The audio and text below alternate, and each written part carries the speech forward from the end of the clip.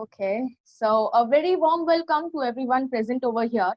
I, Janvi Rajesh Pawar, would like to introduce you all to our today's webinar session of Ethical Hacking and Cybersecurity Special, presented by Planotech Media House on the topic of crafting transformative information, a special webinar with renowned ethical hackers and cybersecurity experts. Get ready for an unforgettable experience. Thank you. Now, moving ahead with our today's first session, I would like Dhanush to introduce them. Thank you. Good afternoon, everybody here. Well, it's a very pleasant to have all the speakers around on a Planetech Media House. So here we start the session with the first speaker, Ritesh Bhatia, who is a cybercrime investigator and also a cybersecurity consultant and also a founder director of V4 Web Cybersecurity. We're very glad to have you on the platform of Planetech Media House. The show is yours, sir. Thank you, Dhanush, and hello to all the participants, my co-panelists, moderator, and Janvi. And thank you so much, Planetech Media, for giving me this opportunity to speak to all of you. I've been in this profession for the past 20 years, and I'm kind of over here to set the stage for all these ethical hackers whom you are eagerly waiting to hear them out. So I wouldn't, talk like technical things because there are 4 more to speak technically to you, and they're really good as such. So let me talk to you about the cyber crimes and what is trending. So since I have around 15 to 20 minutes, I'll try to cover as much as I can. Any questions you have, please put it up in the Q&A box or in the chat, or just let the moderator and the other organizers know about it. So what I was told that there are in fact, in the audience right now, also the attendees who are there and all those who are listening to me, there are a lot of youngsters also. So now when we are talking about cyber crimes and trending cyber crimes, so let me begin with the first one. And the first one, it comes under the category of sextortion. Now, under sextortion, there can be there are many cyber crimes happening, but let me tell you, 1.1, like sextortion, the first sextortion. So the first extortion thing that I'm going to talk to you will cover the extortion scam. Now, this is really a scam because here actually no kind of extortion happens, and hence we call it as a sextortion scam. Now, how does this? What exactly it is? What is the modus operandi? Many of you must have got an email which would have fortunately landed up in a spam box, which would be saying, even in the subject line or even in the start, it would have said, look, this is your username and this is your password. And how I know this password is because I hacked you, I got into your laptop, I installed a malware, and while you were watching pornography last night, I was able to capture you. So I just, switched on your camera remotely, and here I recorded you while you were doing certain obscene acts. And on the other side, I also recorded what you were watching. So now if you don't want me to leak this kind of thing, it's better you pay me so much and so much money in Bitcoins. So friends, let me tell you, this is a pure scam. Nothing like this has ever happened. Okay, they have no videos of yours. Take it from me. They have nothing. They even hacked your computer, even if you didn't have an antivirus. I'm telling you, they haven't hacked also. I'm referring only to this particular email. So your question would be, then sir, what about my password? So here, the password is something that was breached. Okay, you must have heard about the data breaches that have happened in the past. Like let's say a big data breach happened about Zomato, of LinkedIn, and of so many websites. Every day in the news or in the media or on your WhatsApp, you keep hearing, okay, this particular thing has been breached and they had my email and they had my password. Now, what you do is you just go and change the password over there at that particular account only, correct? So here, what these guys do, the bad hackers, I'm not talking about the hackers who are going to come and speak next, the bad hackers. Now, these guys, what they do is they go onto the dark web, all these databases are there, they compile them, they scrape all the usernames and the passwords, they make one kind of they write a script, and now they send an email to millions and millions of people. So did people fall victims? Yes. I alone in the last, like I would say during the COVID lockdown, I got around 20 to 30 such calls. They were distress calls. In fact, one of the person who called me was actually suicidal also. Another one actually paid up, but you don't have to really worry about it. So this is like the kind of modus operandi that's happening.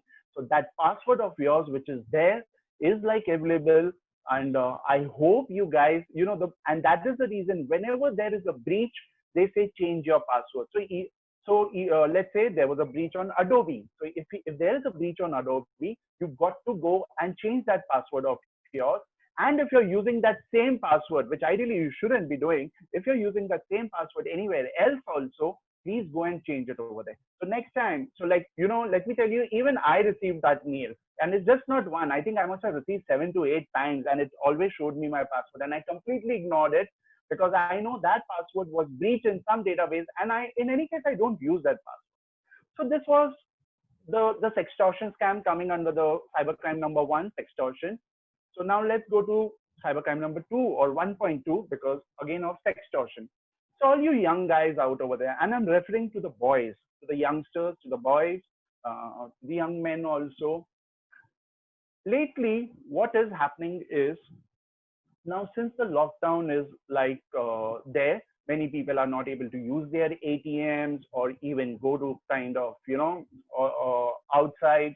So the card skimming and all has like, is at its all-time low. So what these guys are doing now, these guys, they send you, when you go onto Instagram, you would get a friend request. It could be Facebook, it could be Instagram, but primarily it is happening on Instagram that you would be getting a request.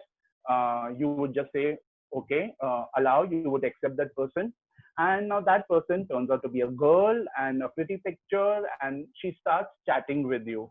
Then she says, no, I don't want to chat on the messenger. I don't want to start a chat with you on the Instagram. So why don't you do one thing? Just share your WhatsApp number and let's chat over there. So of course, as any other normal man would do or normal boy would do, you just share your number. Now you share the number, you start chatting.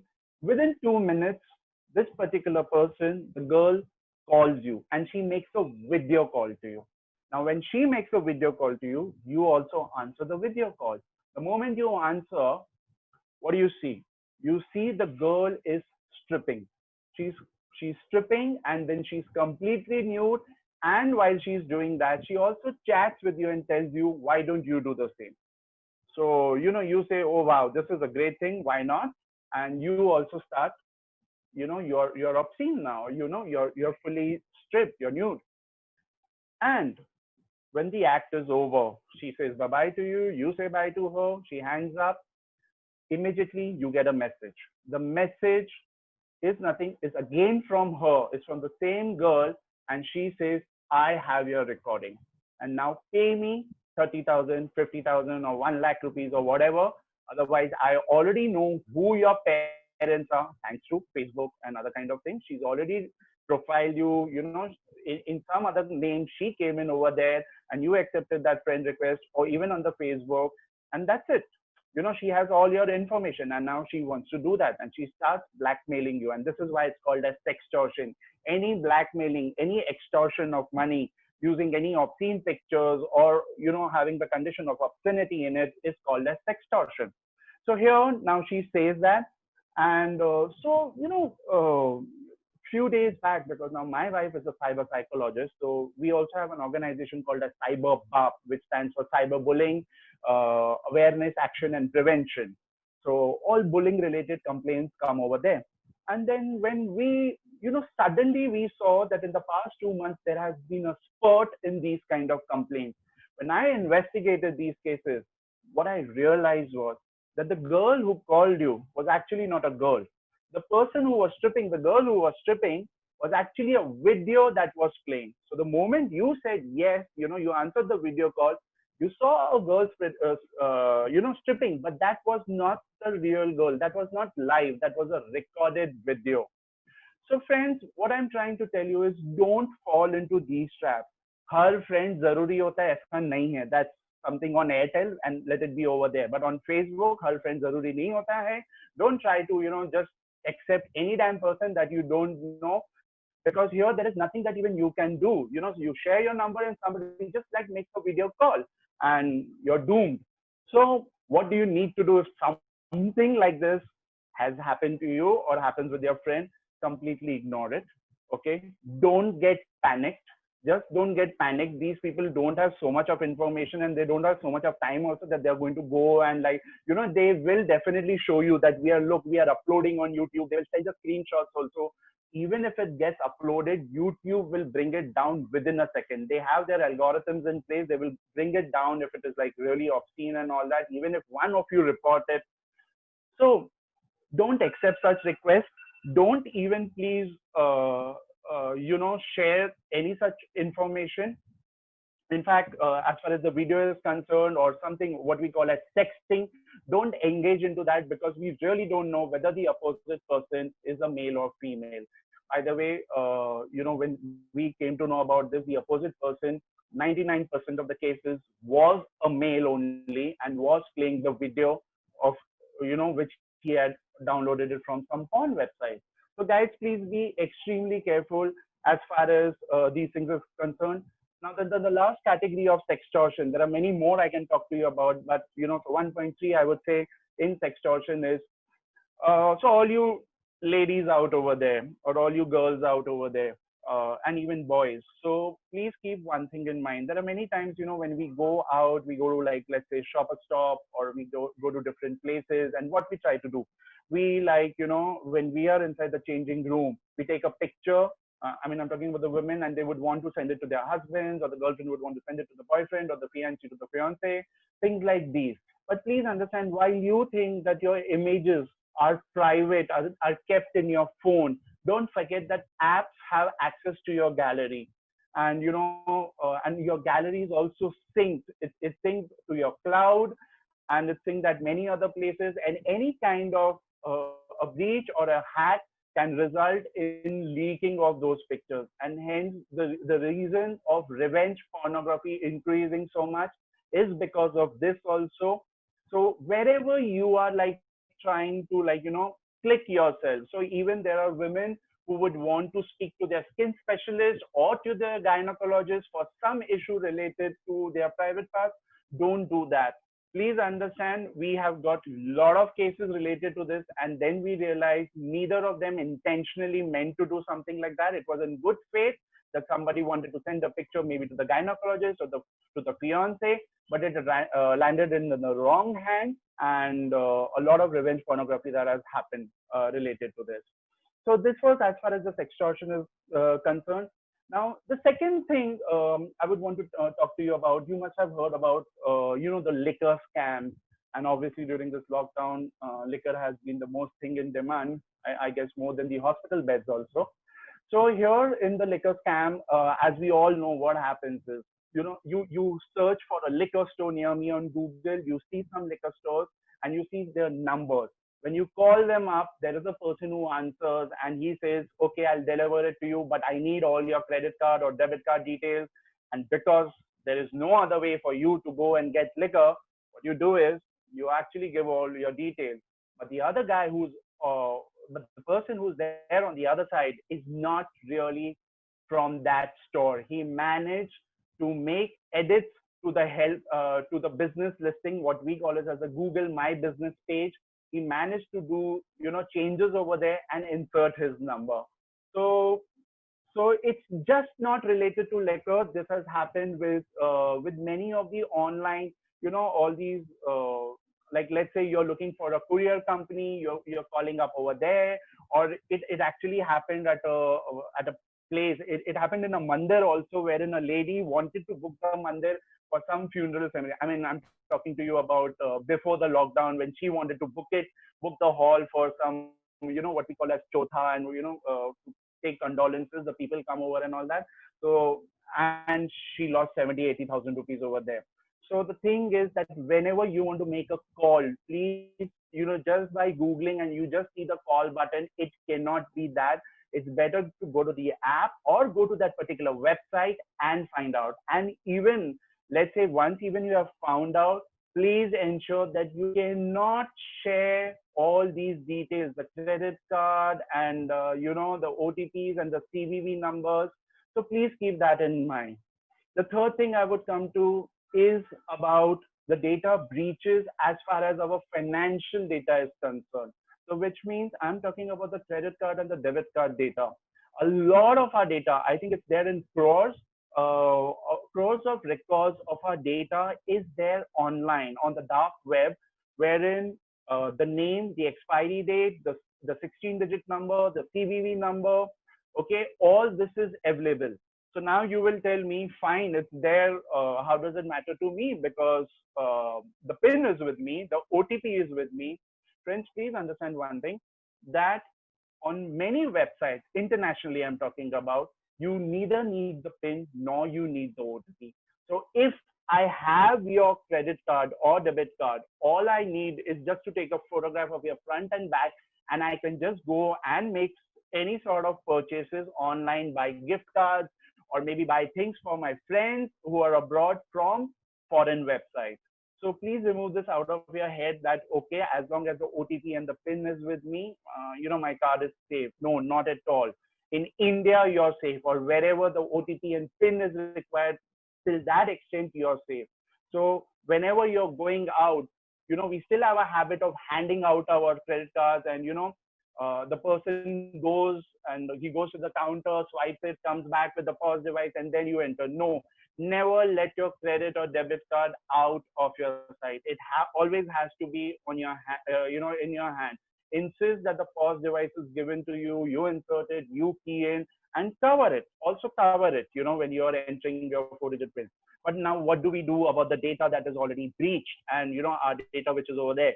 If we ask the bank, ideally this was the bank's responsibility to change to change our cards, but they haven't done so because there's a cost to it.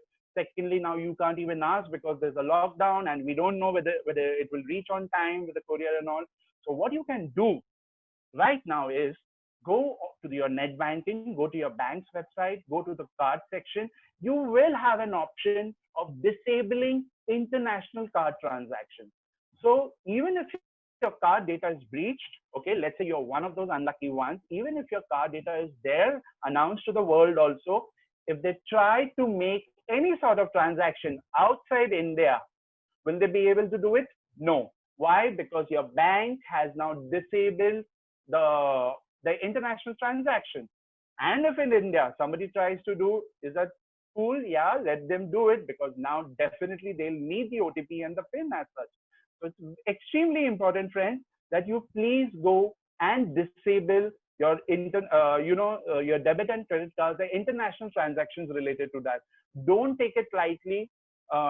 3 months back, the client who came to me because of this particular breach only, this dark web thing that I'm telling you, he lost 8.15 lakh rupees.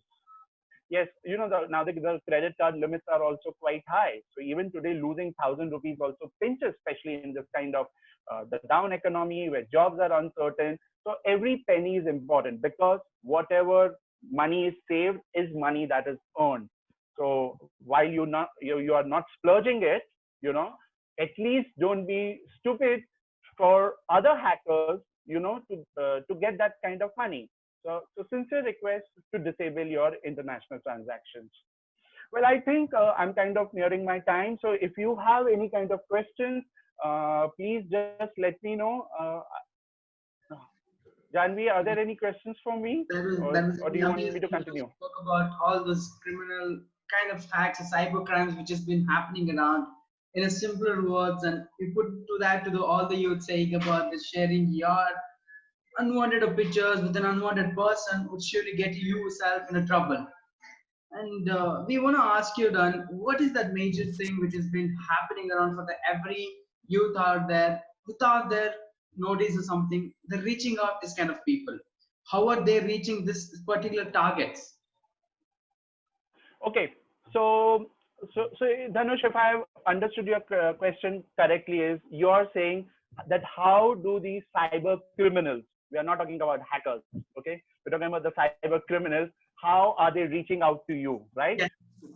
Okay, So now, interestingly, let's restrict ourselves only and only to India for the moment. Okay. Now, and let me tell you with a case study. There was a driver. The driver got a call during the lockdown.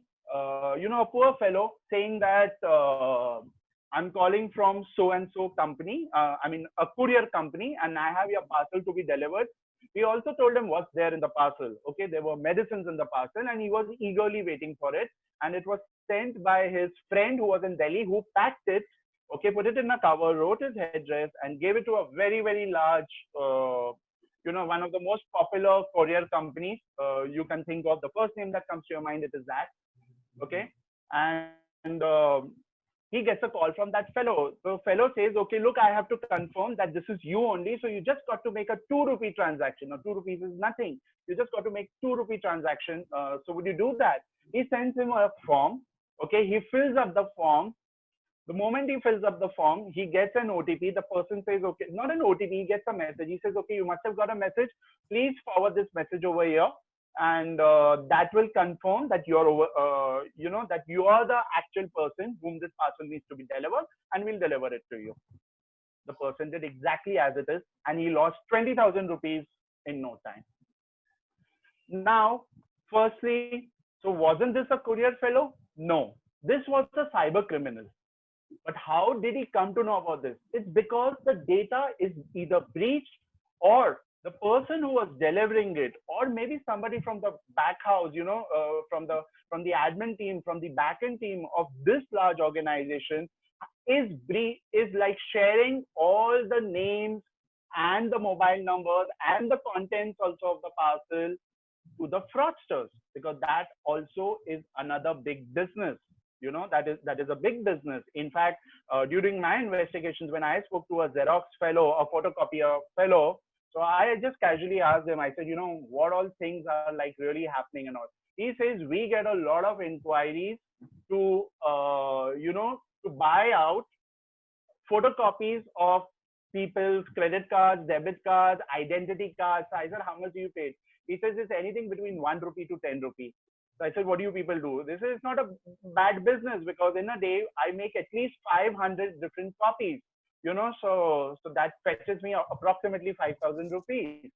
So if you see, so again at the photocopying center also, you need to be so careful that if you ask for like 1 copy of your PAN card, it should be 1. He's pressed 1, given you, and that's it. Of course, they have the ways to make another one also, because it gets saved temporarily in the hard disk also. But at least you can be this careful. Now over here, how did the driver lose the money? The driver lost the money because he actually, in the form, which was again a fake form, it was made in Google and it had the company logo and all, and he believed it, oh yeah, maybe it is this form only, and he gave his UPI pin also. So please, so you have to understand that today passwords, pins, and even UPI pins are extremely confidential. So a lot of these companies, when you were asking me how are they getting the data and all, so there are many, rogue elements inside the company, what we call as the insiders, who are selling such kind of data. Back to you, Dhanush. That was amazing to hear about those insiders who are working to get our personal information on. I have one more small question, which everybody have been heard about, the cybercrime which has been happening on Facebook, saying that the third party person who can see our text or who can see the image, we've been sharing on to the other individual person. What is your note about that? So yes, so what has been happening was that Facebook had given that kind of permission, to all these third parties who could actually access all that. And so, you saw so many messages coming up that, the third party people have access to all the information. So please, disable it and all that. So do that. Yes, it's a great thing to do that, because this is completely against the privacy. And I don't want to talk about privacy, because there are people who are going to speak on privacy, post me, the other panelists. But yet, please see the big statement. The big statement is Facebook says, but yet we will have access to all that you do with those other people. So remember, there is not much escaping from these giants. The only practice or the thing that you should do is minimization. Data minimization is very important. Like, if you right now take a photograph of mine or a screenshot of me and talking, and if this spreads, I'm okay with it. So I should be like putting only that kind of a data, which is fine even if it goes public, So which means what? I'm personally not very happy in putting my full length pictures, because why should I give unscrupulous elements a chance to morph also? So we need to maintain these sorts of hygiene. And uh, the faster you do it, the sooner you do it, it's the better, because this will become like a kind of a movement. We ourselves took 200 years to get freedom. So if you really need to get freedom from all these sort of like stupid things that keep happening on Facebook and Instagram and on all the social media, we need to understand this. Okay, fine, let me put a picture, but let that be of a low resolution. Let me put up an image, but let that be a little far off, and maybe it's not the full length also. So these are small things that we really need to take care of. Because let me just take 2 minutes and tell you about the deep nude part of it, or the sari challenge. What happened? How did this sari challenge come up? Do you think it was of one woman who thought, okay, let me wear a sari and do it? No, these are the people who are into artificial intelligence, or these are the bad guys who now really want to make their particular, I would say, the database kind of, or their models, what they call it as, like really superb. They want to make it like foolproof. So, we had something like deep nudes. What does deep nude do? Deep nude takes your picture, and within a matter of seconds, it gives you exactly the same picture, completely nude, with the entire background remaining intact. So this is done by the artificial. In morphing, it was a different thing. Morphing, you would use like an image editing software like a Photoshop. You would take the nude body of somebody and the head of this particular person with the clothes, and you would do Photoshop. So there were chances where the skin of the face and the skin of the body didn't match. But in deep nude, nothing like this. Everything matches.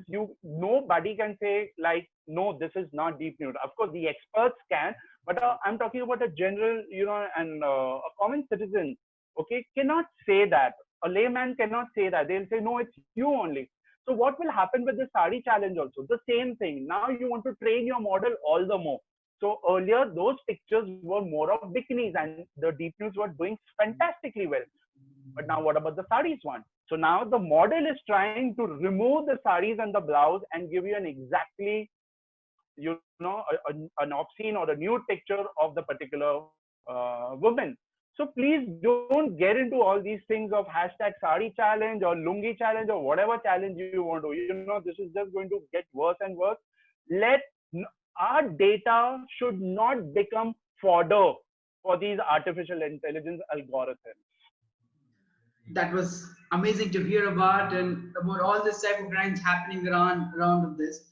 I have one last question for you, and that is actually related to our Indians, where you know about that India is standing now as a digital India. We all educated have known more about these cybercrimes and happening. You being a cybercrime investigator, how would you approach, or how would you convey all these things to the core people who are not that much educated about all these things? How would you say them out?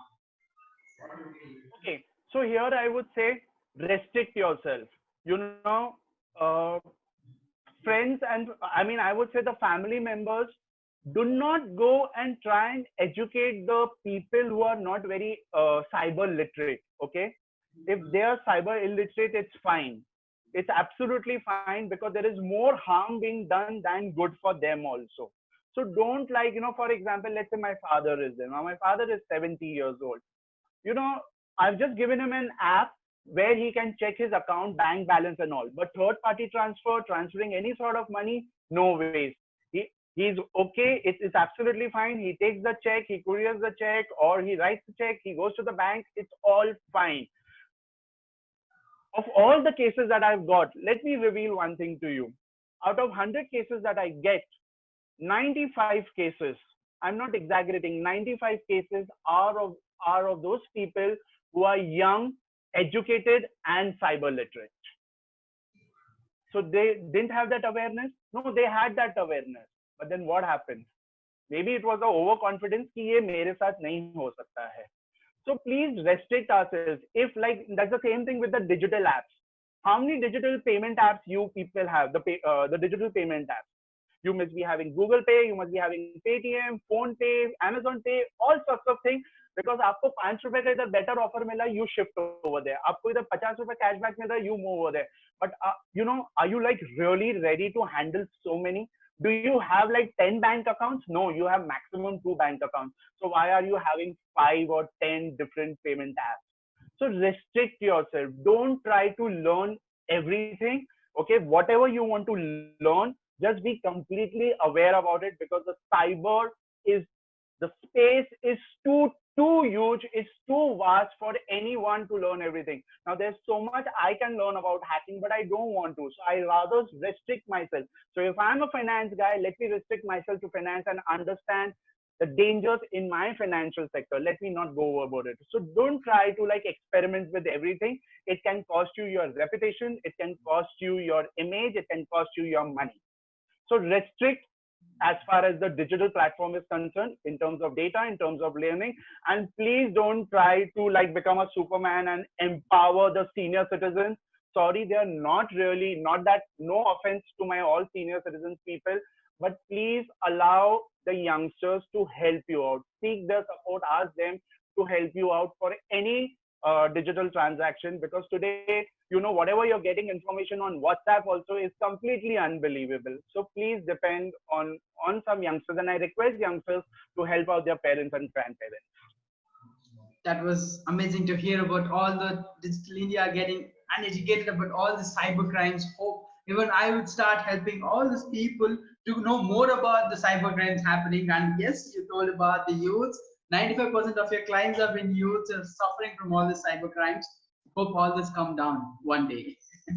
Thank you. So if you're talking about cyber crimes, yes, I would want to tell you this, that keep your eyes and ears open for any kind of cyber crime that has happened. Like for example, if somebody purchased liquor and how did he get defrauded, So read a lot about it whenever it comes in papers. Don't just but don't jump into that even I will make a purchase online. No, whenever you have to, at least a case should come in front of you. Oh yes, this is a case I had heard about.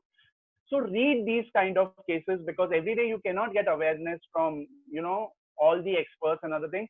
But yeah, open the papers, and wherever you see a person has been frauded, just pay attention and tell yourself, हाँ मेरा भी number लग सकता है. This was the Netflix का tagline, that सबका number आएगा. And honestly, I know मेरा भी आएगा, धनुष आपका भी आएगा, हम सबका आएगा. We just have to wait for that day. Thank you so much for being on Planetic Media House. We really had a very good time knowing about all the cyber crimes. We had very glad information from your side. Thank you so much for being on the Planetic Media House. Thank you. It's been my pleasure. Thank you so much. Thank you, Ritesh. It was nice to Thank have you you so much, here. Janvi. Thank you. Moving ahead, we would like to call upon our next speaker, who is Santhosh Tuppad. He is an entrepreneur, explanatory tester, ethical hacker, and an international speaker, a keynote speaker, automation expert, and a OWASP cheat sheet contributor. He would be presenting us today on the topic of problems and their solutions, hacking as well as theft issues. Welcome, Santhosh Tuppad, sir. Over to you. Great. Let me turn on my video here so that people love watching me. All right. Okay. I hope the bandwidth doesn't go off. Hello, everyone. I would like to address you people as the people of internet and people of the beautiful planet Earth. And maybe you are not saying, okay, our planet is not as much as beautiful nowadays, but you know what? Okay, it will pass away. Don't worry about it. So without further ado, I'm Santhosh Tuppad, and I'll be speaking on problems, right? We all have problems, and be it in life or be it in computers, be it in our work, be it in our insurance policies. I think we need to call it like the universe of the problems rather than something else. I have been an international speaker, and I keep traveling to different countries and helping people to learn ethical hacking, or in short, it's about security, be it your physical infrastructure, be it your applications. It could be a desktop application or your web applications, or it could be even breaching someone's house and stealing the diamonds or gold or the money, right?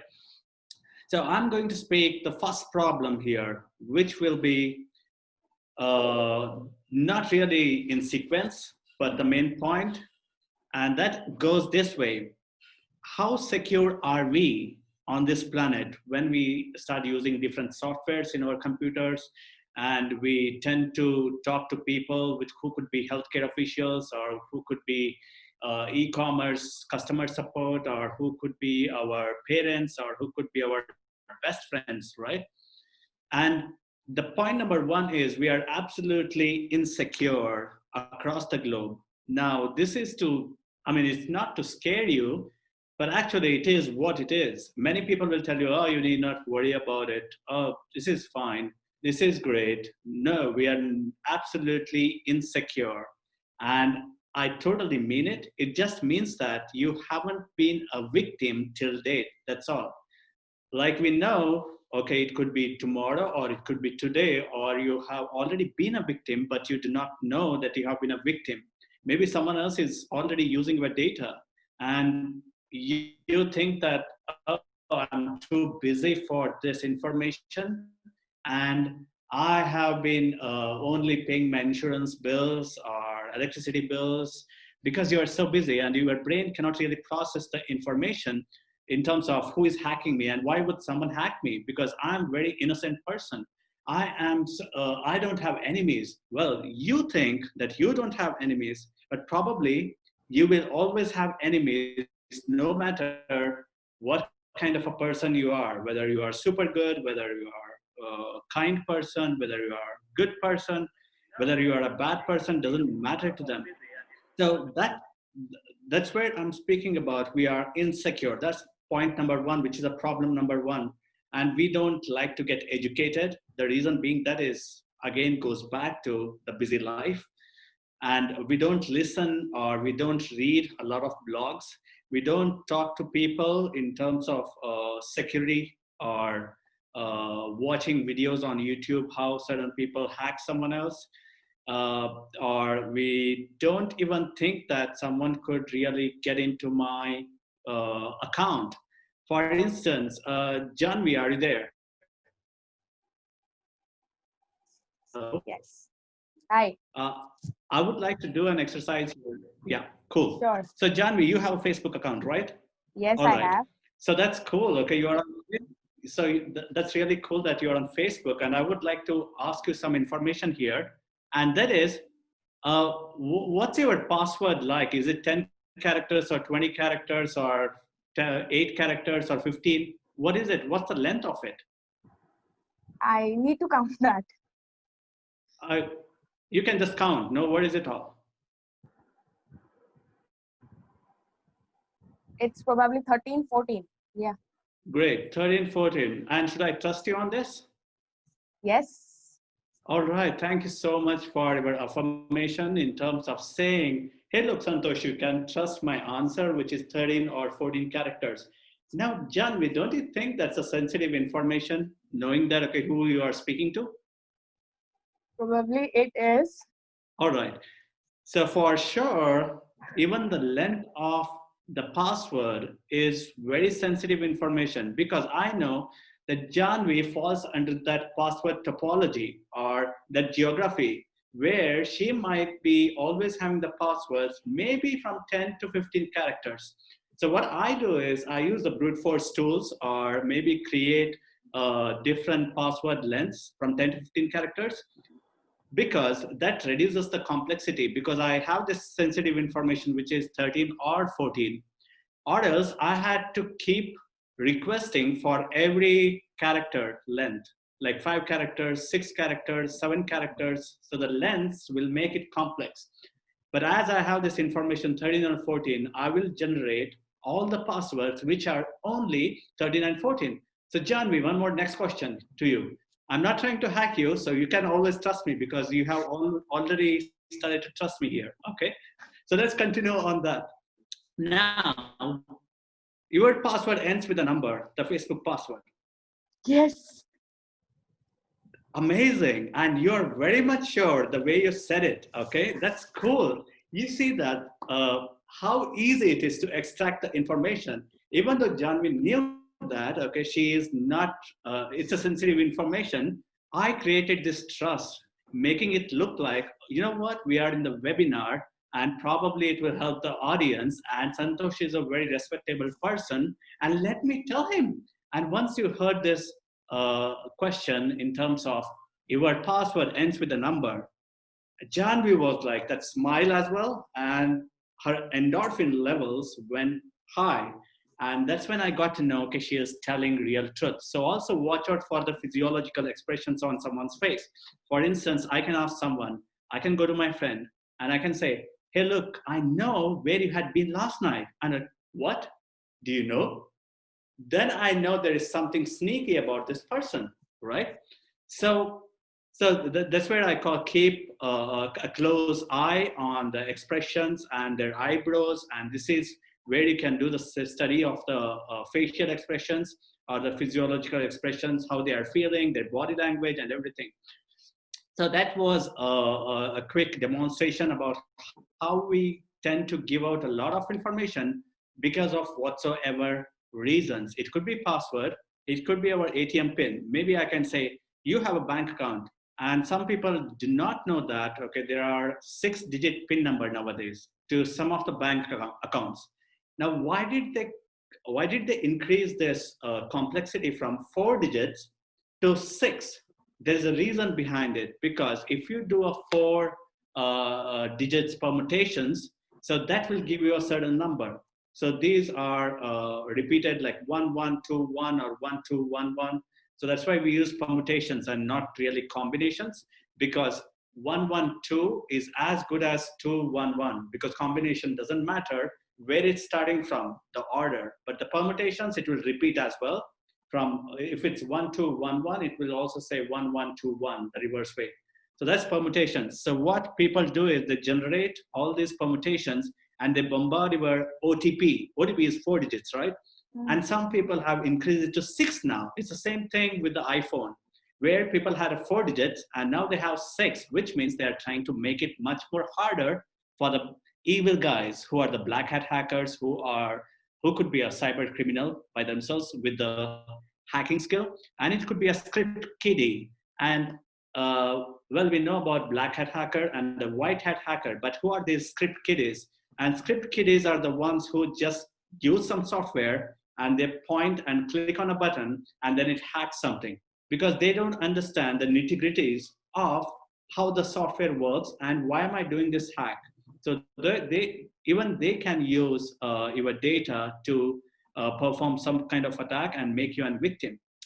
So that's the second one, which I'm speaking about, social engineering. So my definition of social engineering is hacking oxytocin and amygdala of your brain. So understanding how your brain functions by talking to you more and more often, and then trying to build a trust. So I trust Santhosh Tuppad because I have been speaking and this person is very helpful and a kind person. That's how it looks like, right? But maybe this person is a sneaky bastard and maybe he's cooking a plan in his brain and then will implement it after a week or after 1 year or after 2 years, because he's getting a master plan for all the targets, right?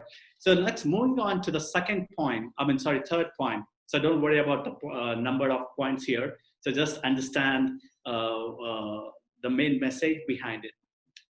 The third point is about white hat hackers or security researchers working in the companies are barking at the wrong tree. So they, every day, be it many companies, I wouldn't like to take the names of them because they are going to put a case on me, Indian Penal Code section number 499 and 500 for defamation, right? So the names are masked here. I'm not going to tell the names, but everyone goes to their office, they sit there and they go to their manager, oh my God, it's 4 o'clock. The clock is ticking and I'm happy because it will be 5 soon. It's 9 to 5 job. So these people can go out, they can talk to their friends and everything. And that's where they are not really making their work personal.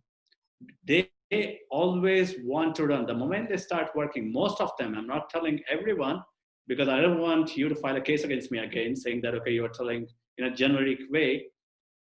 So what all they do is they start looking at the watch, clock. Okay, it's 9. Okay, it's 12. Let me go to cafeteria and let me speak. Let me go and bitch about my manager. Oh, you know what? I'm not loving this job. Okay, this person is such an idiot or something. So those are the cafeteria talks. Okay, so you don't go there to speak about. Don't you know how? Can I get to know how the firewall works, or can I know how this function works, or something? No, it's not about that. It's all about how can I throw the stone to some other employee, and who will be my best friend with whom I can share all this. So white hat hackers, security researchers, these are the good guys, not the bad guys. That's how the world thinks, because maybe all of you are already thinking that Santhosh Tuppad is a good guy, right? So that's a trust game. I'm building this trust. Maybe I will try to take a screenshots of all the attendees and the panelists, and I will try to go to Facebook, Twitter, and on Google and try searching and build a great persona of them and study them for 6 months. And on the 7th month, I will write an email to you saying, okay, I'm writing to you because I know you're a security tester or you're a security researcher.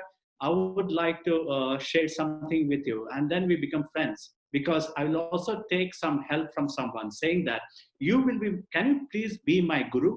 And these gurus always love it. They feel that, oh my God, I'm a guru. Okay, maybe I can try to help this person. But you know what? Actually, that person who is calling you a guru is a hacker. So that person is actually building a great trust in your eyes, and also that person is making you so happy in your brain and your body. How do you feel? And that's the bigger problem about these security researchers and the white hat hackers. Of course, I'm saying that it's a problem because we are barking at the wrong tree. The reason being that black hat hackers are not usually what we think, because, okay, I need to master it. This data, I'm not going to reveal it because it's only for me. So that's like a credentials of mine. So point number 4, companies highly rely on certifications on a quarterly basis. So people who come to me, to my company, they tell me, hey, Santhosh, I have a problem with the security testing.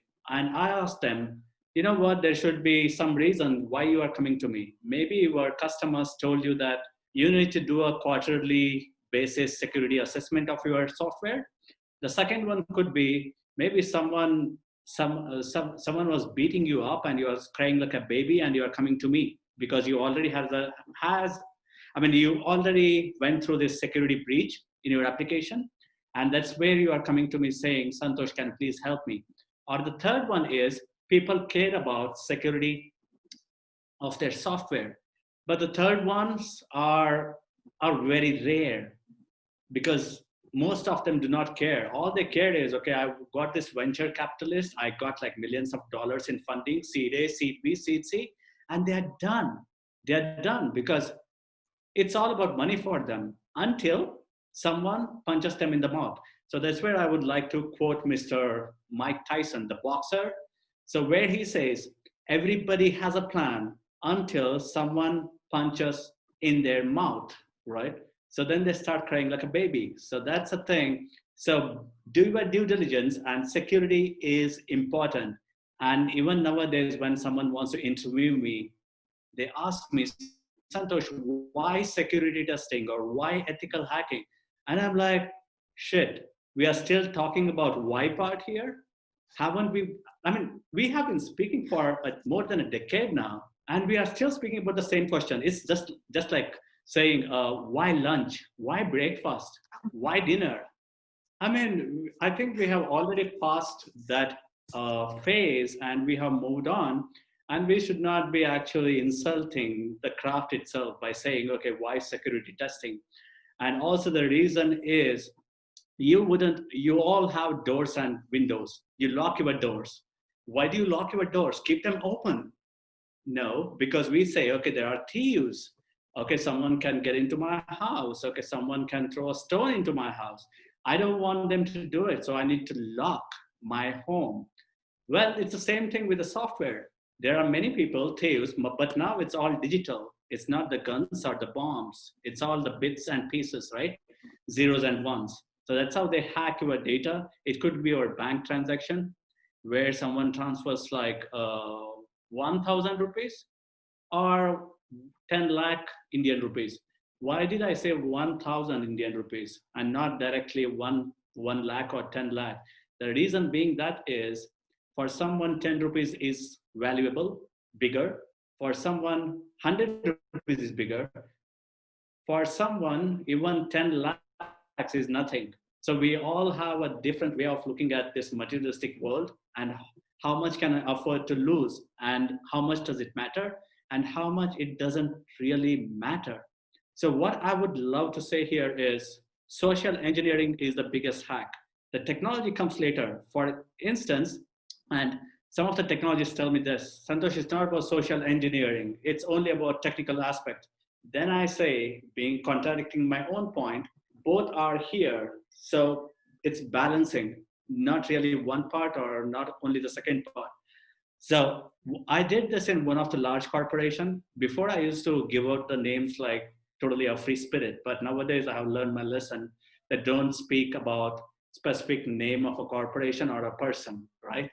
So because the laws are different. So what I would say is the bigger corporation, and I went there at 8:30 a.m. in the morning because I was going to do a 3 day security testing workshop for them, all the employees in a very big corporation. Maybe you already got a name in your head, but I'm not going to confirm, all right?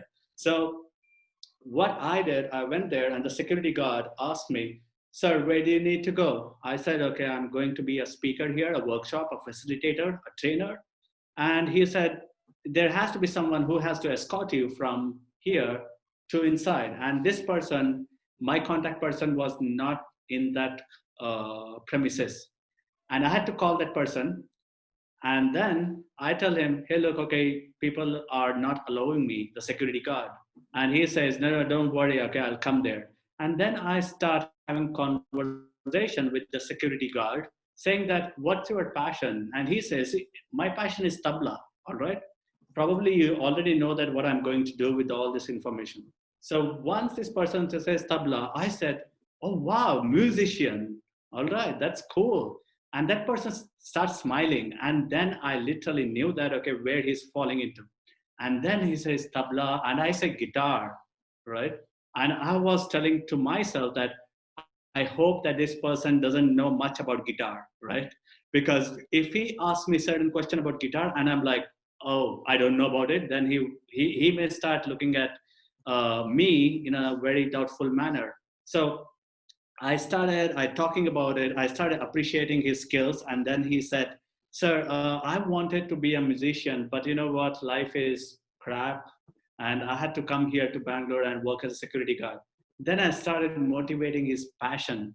And then he really connected to me very well. And in the end, he tells me, sir, aap andar ja sakte ho. You can go inside. No worries. All right. So that was my physical infrastructure bridge to social engineering. And thanks for the compliment, Janvi. Okay, you're laughing. And I cannot see many other folks though. But that was so easy to get in infrastructure. And security guards, like they say, agar boss ko patana hai to usko watchman ko patana, right? So this is what I did there. I could get inside, and I'm a social engineer freak. How I do things, how I communicate, how I look into them, okay, where I go to their Facebook account, look into their likes, look into what they hate, go through their comment section. Oh, this person really hates this kind of thoughts, right? It could be any kind of views about a person. So that's about social engineering. I will move on to the next one. So certifications, the summary is certifications for companies do not help. You need people working around the clock, 24/7, 365 on security testing, and not going to a vendor and saying, hey, look, you need to do security testing because it's a quarterly assessment. You need to give me one certificate after like 5 days or 10 days of security testing, and you give out a great, charming, and decorated report. to the customer, and they're like, wow, this report looks like really crazy and awesome, right? But the content is super crap, right? The content doesn't matter to the most of the managers, is what I'm speaking about. No names here, but the managers say, I love colors. It's like a holy always, right? In your Excel spreadsheets and everything. So that's the thing they look forward to. But my question to these managers is, why do you go on a quarterly assessment for only 5 days? Are these black hat hackers telling, you know what, we will hack you only when you get the security testing? What's happening in between these quarters, right? 5 days here, 5 days here. What's happening in between? The hackers are not kind like me, Santhosh Tuppad, where they would say that, we will not hack you, okay, we will wait for you and everything. They're always on your application. They have a motive, and the motive could be anything: a grudge, they hate you, or there is some employee who works in that team and they're hacking the whole application, right? So it's not just the company, it's also who is working in the company and their nature. And that's why you do a background check. You know what? A person like me can get through background check easily, right? Because I act like, what's a firewall? What did you say? Because it depends on the nature of the job or a profession I'm applying for, right? So let me not dig deeper. So if you are interested, you can always talk to me. I will give out the details, but I'm not ending my talk here. Don't worry, all right? Cool. So the fourth point being that is, people are the biggest weak link, right? We saw that when we did the exercise between Janvi and me, when we are having a conversation, we saw that, okay, people are the weakest links, and the security guards, all this, or the managers on your Stack Overflow or LinkedIn, wherever these people are asking questions, they are almost revealing what they are working on in their company. If you connect a Stack Overflow and a LinkedIn, you will understand what this person is really working on. And then you get to know, oh, this person is speaking about the firewall. This person is speaking about JavaScript framework. This person is speaking about PHP. If I go to LinkedIn, everyone likes to show off their skills, right? So on LinkedIn, okay, you will list all your skill set there. And I get to know, this person really loves JavaScript or PHP or Python. So what I will do is, I will go like a student. Let's say Janvi is a Python developer or the Java developer. I go to Janvi, I write an email to Janvi, and it's not a big deal to find Janvi's email address, all right? So I will write to Janvi and say that, Janvi, can you please help me with a PHP bug that I'm encountering again and again? And Janvi loves to help. Who doesn't love to help, right? Because they are putting themselves on top. And here, there's a lot of ego, right? So people usually have this ego that I know everything. It's just like IKEA, not IKEA, not the IKEA, which is a shopping center, but I know it all. I call that's IKEA, right? So even if you know it all, be kind, because you will save a lot of problems, right? For yourself and for the company and everything. So be humble. Be humble, because Santhosh Tuppad doesn't like it, because he would love to hack people, right? No, just kidding. So that's the biggest weak links. People are the biggest weak links. And the next point is, we think we don't care, but actually we do, right? Maybe after this talk, or after all these talks here on this webinar, you will try to look at the world in a different way altogether. When you're walking on the streets and one comes to you and say, sir, what's your name? And you're like, why the hell is he asking my name? Who is he, right? Or else you always stand up to give the name, right? Someone tells you, oh, please sit, please sit. And you think, okay, such a kind person. But probably that's Santhosh Tuppad, right? Someone, okay, who is trying to hack you. And the last point, what I'm going to speak about is, we don't learn. How many of us spend like 1 hour or 2 hours every day on some subject? It could be hacking, it could be on learning about the criminal mindset, it could be watching the video on aviation industry, how they do the scanning and all these things, because hacking can be learned even from those videos, not necessarily reading only the certification book. Certification, I mean, I don't have a certification because I'm the walking person who keeps walking and looking into what do I know, and reading about it and coaching other people and helping them understand how to build the trust and how to break it as well. And I think that, okay, you don't know about when I started hacking from. That was when I was 16. I fell in love with computers when I was 12. And that was a disk operating system with a monochrome displays and not your Prince of Persia with the high definition games here, but Prince of Persia in a black and white. I still like that sound of Prince of Persia when I was 12, the sword and all those things. But so that's where I started. And when I was 16, I got into security testing or hacking uh, when I was 16. But I got to know, before that, I got to know there was something beautiful called as internet. And I went to internet along with my friends because they said, okay, there's something called as porn websites, right? So I felt like, what is this? What is this thing? I did not even know what does that mean or anything. And people used to go, and that was that phase where people used to go. Okay, it was a new thing and all happening, and people were going and playing the NFS Need for Speed, which was a multiplayer games. I was actually fascinated by this whole internet because I could chat to someone, be it in Europe or be it America or Korea or Pakistan, who used to run the internet partners. And these guys were really skilled. Where I learned from all of these folks how to hack. But now I'm their guru, right? So they stopped it there because they were script kiddies. They felt like, okay, I use one thing and I keep doing only one thing. But I said, okay, this is fascinating because it was not their passion, but maybe to each some people saying, okay, I will hack your Yahoo Messenger. We don't use that nowadays, but Yahoo Messenger was quite famous long time back, where people in internet parlors, they used to tick on remembered password, check mark, because they felt, okay, it's very easy, it's good, right? Because it helps us. I need not type in my password again when I use the same computer. But they did not know that this evil child, Santhosh Tuppad, is going to use the same computer and use unmasking softwares. So all I did was, okay, take the key, drag it to the password field because it was already saved there. And then it tells me, hey, Santhosh, look, okay, these are the characters. I did the unmasking for you. That was the hack. The first hack, which I did when I was 16, was hack the dial-up internet connection credentials, the jittery sound. Do you remember that? Okay, for people who use the telephone lines, the krr sound.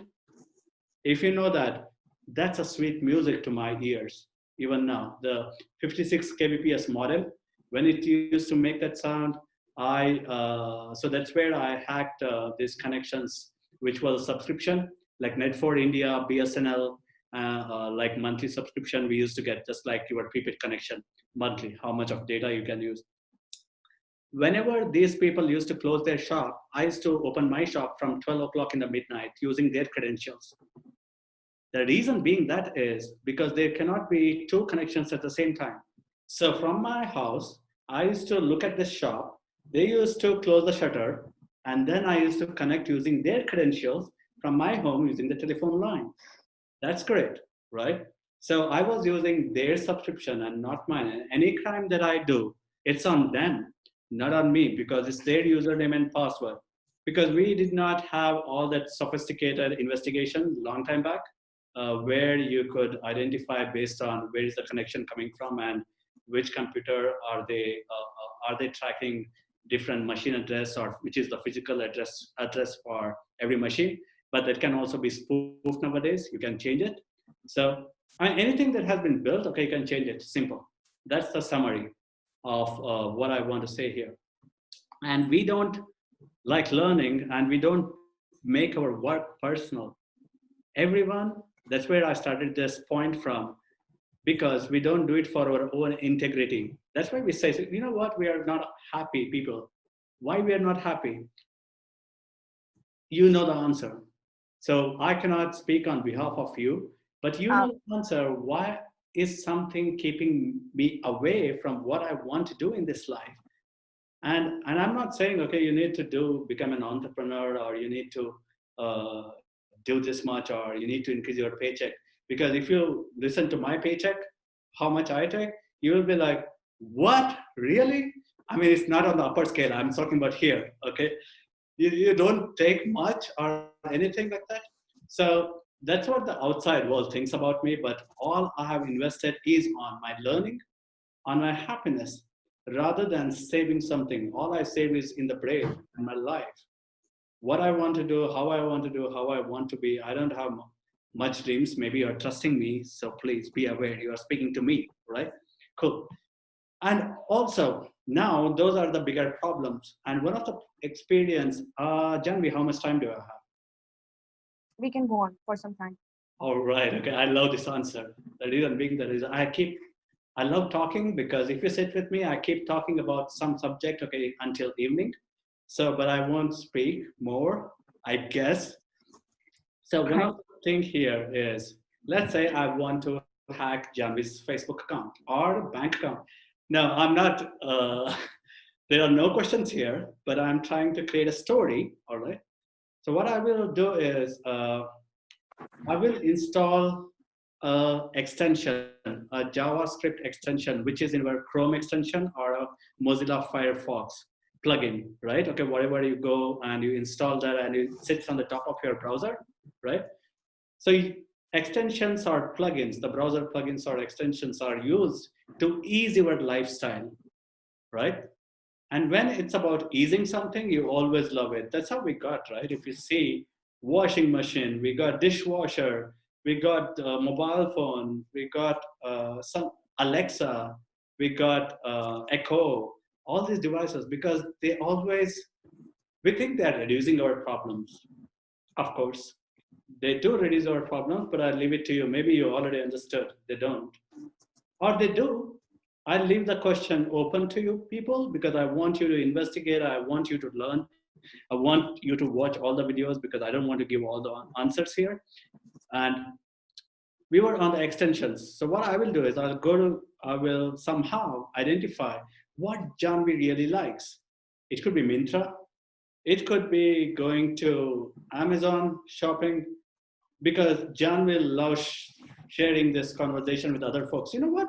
I got this for the cheapest price, which is less than 100 rupees from that shop, because we'd like to say, because we'd like to tell other people that how good we are feeling and how much wise I am up in my brain, right? But actually, what happens is we should trust that there are no Santhosh Tuppats around you.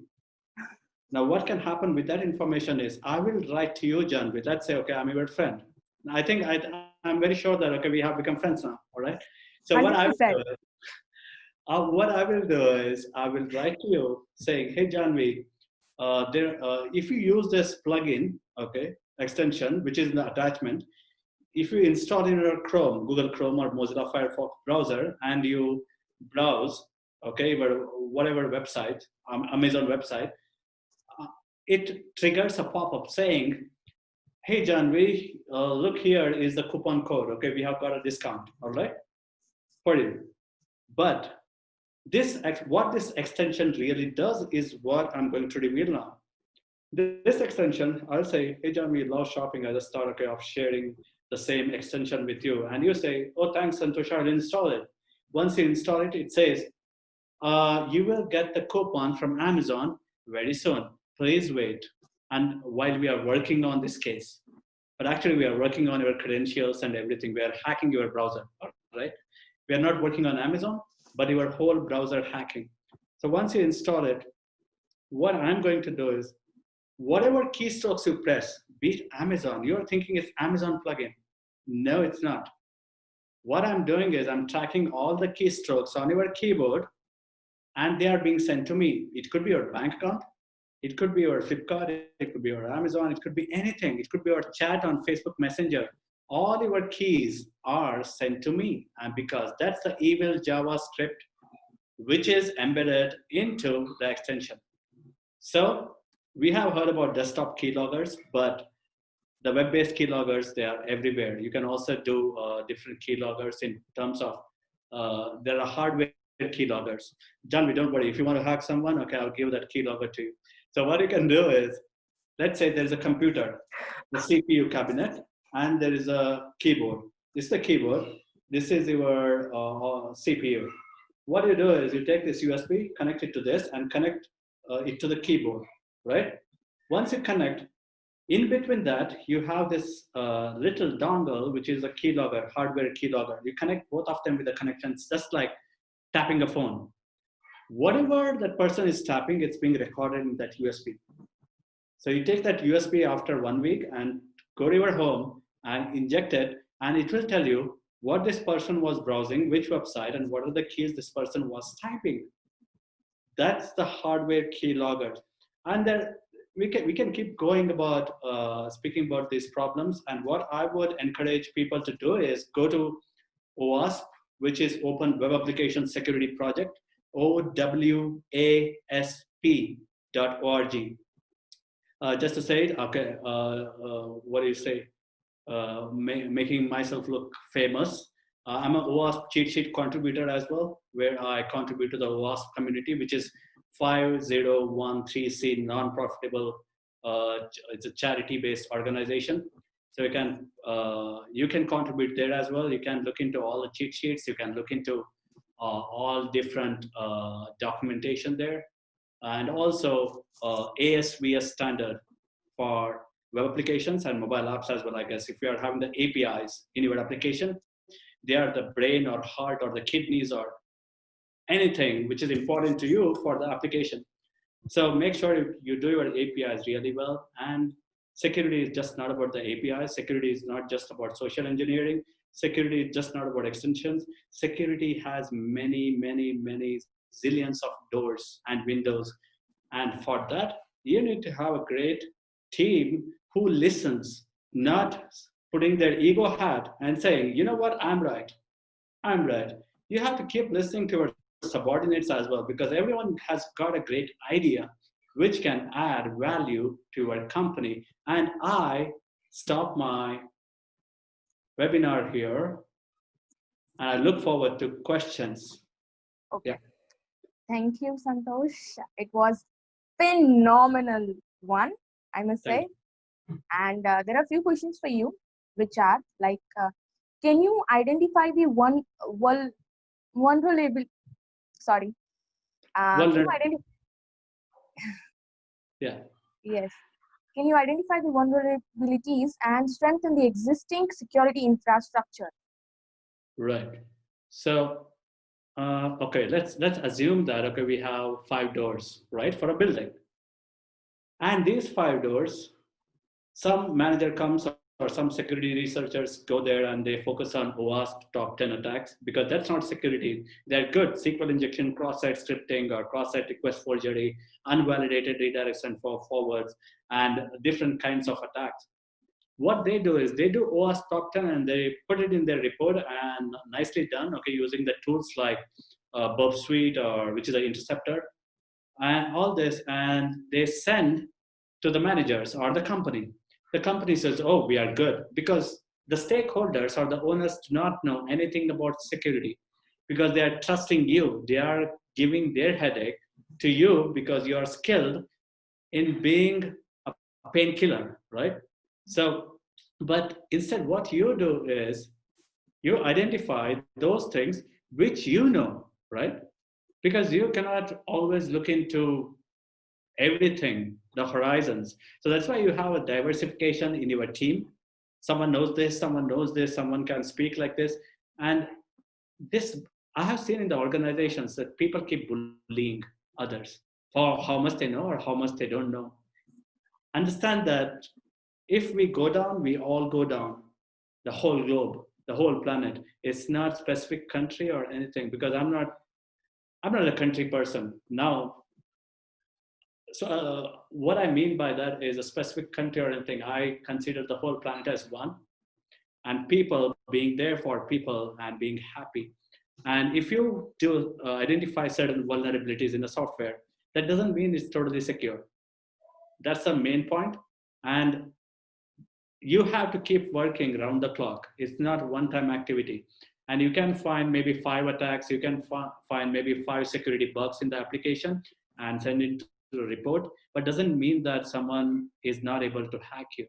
Unless you increase your confidence level in your software by testing it every day, every moment, and thinking on it, what's being left? What's my test coverage? What's my security test coverage? Did I cover this? Did I cover the inputs? Did I cover the social engineering part? Let's say a person who is standing behind me, that's shoulder surfing, right? I'm surfing the application, but someone is surfing over my shoulders. And that's why you say, hey, look, okay, can you please go away so that I can type my password? And also people think that it's only about shoulder surfing. No, you got those pinhole cameras in your you put them here, the cameras, and you focus on that person, even if that person is sitting across you, who is like 3 feet far or something. Watch their arms, right? Even when someone presses the PIN number, which is personal identification number, focus on the first keyword, personal, all right? So which means it's only for you. And when they press these physical keys in the ATM, you can still identify, if you divide half of the screen, half of the keypad, watch out on these muscles, okay? This is working on what kind of muscle is working when you use which finger, and then you press there, and you can identify the PIN number really well. And most of them keep the PIN numbers really close to other passwords. So I think that was your question, right? Even if you report the security bug, but it doesn't mean it's completely secure. To an extent, it's secure, but you need to really work on it again and again, continuously. And human skills and human language is very important here. I would like to quote Judy Rees, Judyrs. Judy Rees works on clean language. Clean language. If you search on Amazon, Judy Rees. Yeah. Okay. Thank and you. Also Olaf from Germany. The book name is Showing Up. How we show up and how we speak to the other client. Okay, I'm done. Okay, or else I don't want the stones to be thrown at me. Cool. Yeah. Any other question? There is one more question. That is, how do you know any approaches of malicious cyber crime? Malicious cybercrime. Yes, malicious. All right, malicious. All right. So experiences with these things. Some are there, but they're very personal to me, which I wouldn't like to reveal. It's okay.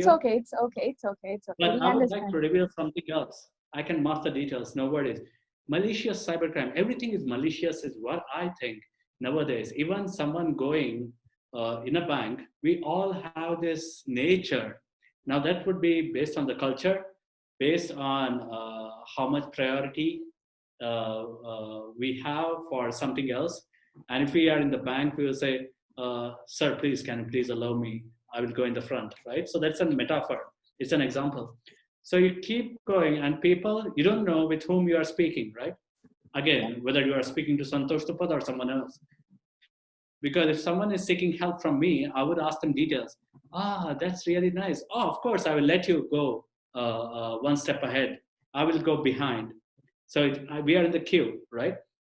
So what happens there is I start getting all the details from this person saying, where do you work? Okay, how many kids do you have? How do you feel? And that person starts giving out everything because I have already helped this person to move forward in the queue. So that's the crime. I think the crime starts, I cannot really focus on one example. The crime is happening around you, always. It's just that how much you can see is what matters. Malicious could be anything. For instance, no names again, but there are still softwares. If you are a hacker, if you are an evil hacker, you need not pay for your clothes.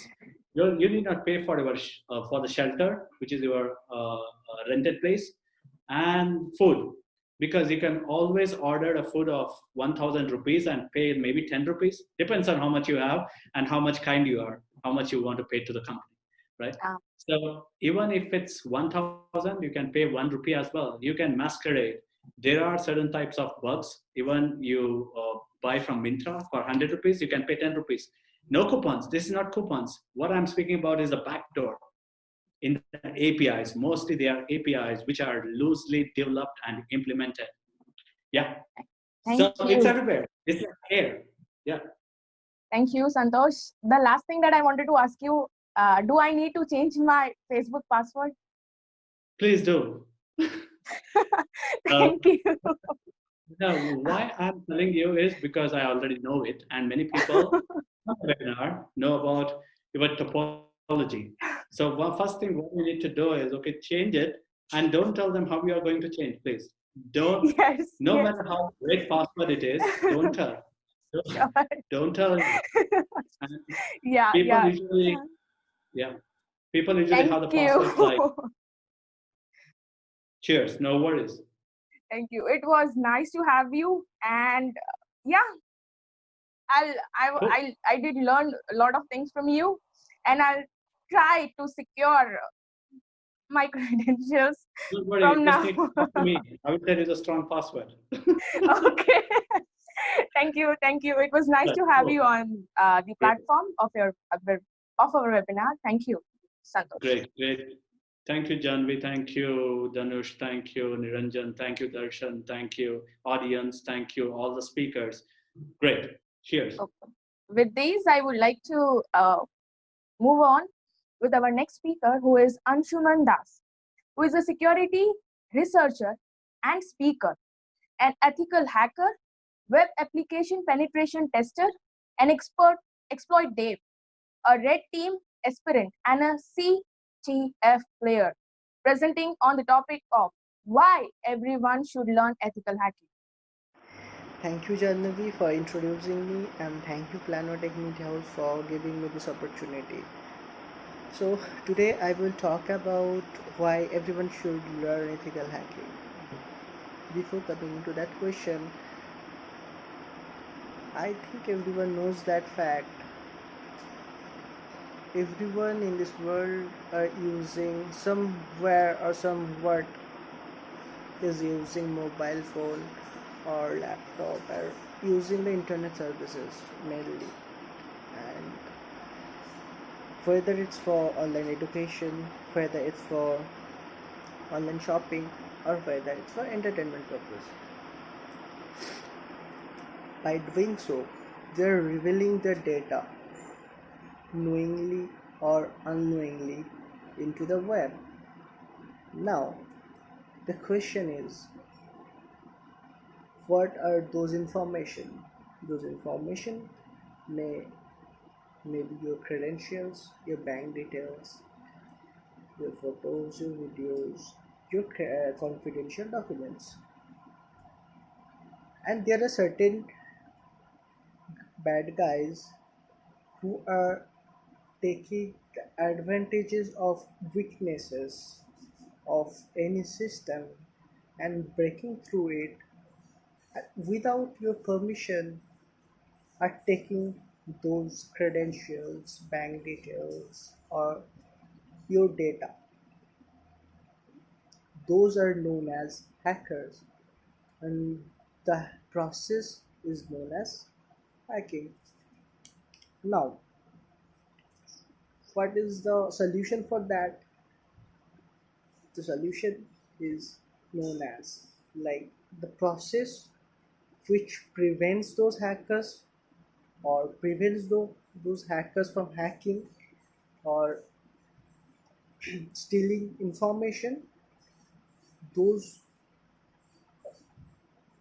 group of people are known as ethical hacker. Ethical hacking is nothing but hacking into your system with your permission to secure you. Here's the point: to secure you, the ethical hackers only hacking into their system, into your system. Why so? If ethical hacker knows the weaknesses beforehand, before the bad guys knows it, then what will be the advantage of that? Then the developer of that software or the system can patch those weakness so that no hacker can access into it. No hacker can exploit it. Now let's see the hacking. First, to understand the hacking, we need to understand how system works. System mainly implies your electronic devices which are connected to internet, which may be laptop, mobile phone, smart watches, your smart TV, anything that is connected to internet. Every system follows certain set of protocols or rules. These rules or protocols help one to connect one device to another, and those protocols are designed by human brains. Now, it's important point to understand it here. Hacking is nothing but fooling human brains. So, and in research, there one journal where I have read it. This is 80% of attacks are done on the client side. So it is very easy to fool clients, fool the users who are using that internet. If you don't know about the attacks, if you don't know about anything what's happening background in your background, so it is obvious that anyone can fool you and steal your data information while surfing on the internet. It is very easy. So what should be the solution for that? If you are using internet, that's not problem. Even today's world, internet is the most powerful thing we have ever had. It's not easy to stop using internet, or you if you want a solution, no, I will not use internet, then I'll not being hacked. It's not, that's not a point here. If you have to use that. Now using, having said you have to use internet, then what should be the solution for that? The solution will be like, if you should know the attacks properly, like the general or common attacks which the hackers or crackers use to fool people. If you know beforehand how they are doing that, or you know the basics, or you know the ethical hacking part, how they are doing so, then nobody gonna attack you because you already know that thing. If you already know that, hacker will think twice before hack you. And the main thing is, you are surfing on the internet, right? Not me, not any ethical hacker on behalf of you are just using it. You are the one who is using it. If you can't protect yourself, if you can't protect yourself by knowing those attacks, so it is only you are the you will be the superhero to protect yourself from being a victim. So on that note, I will share one of my experience. 2 years back, when I was like working with my laptop in hostel rooms, and I suddenly got a pop-up message stating authentication required to stay connected with your Wi-Fi router. Because I usually use my own Wi-Fi router while connecting to internet. So, and the name was Hacker Access. So I thought that time, yes, someone is trying to troll me. Yes, actually it was doing so. Means that attack I knew beforehand. So I got the pop-up message, and I don't have do anything. Just I need to put the password and click submit. If so, it's a kind of attack, and the one tool is available. It's Wi-Fi Fisher. Attacker, the script kid is generally use this attack to steal anyone's Wi-Fi credentials. So I knew that attack beforehand. So I could have cancelled that button that time, but I was in the mood of trolling him, so I put that password as better luck next time and submit it. That was not the password though. So yes, what my point here is, if you know any attacks beforehand, or you know how what is happening with your system, you can identify the attack, then you will not be the victim, and attacker will think twice thrice before attacking you, because he know his success rate is zero here. That's my point, and that's what I feel, that's what I believe. If anyone knows ethical hacking part or attacks which are commonly used to fool people, then everyone is secure out there in the internet. And yes, I would like to add on more thing here. What we are going through these days, the pandemic situation and the COVID-19 and the social engineering attacks, which sir has told before, Santhosh sir and Ritesh sir has told before, like social engineering attacks are the match made in hell. Every day I am getting spam mails or spoof mails from various organizations stating I have earned this amount of money. To do so, to get those amount of money in my bank account, please fill the details.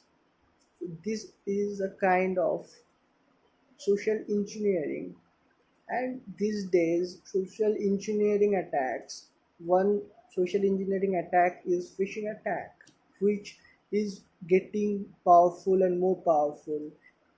If you don't know about those legitimate websites, and you maybe get fooled easily by those phishing attacks, because the attackers are becoming so creative, so you can't differentiate between one legitimate site and one phishing website.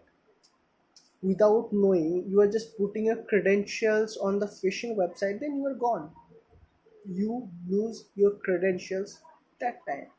And hacker are just the ones who are just doing these days very very often, because whether it's for any shopping website or any mail that attracts the youth or those people who don't know about fishing, and yes, and they randomly send 100 to 100 users.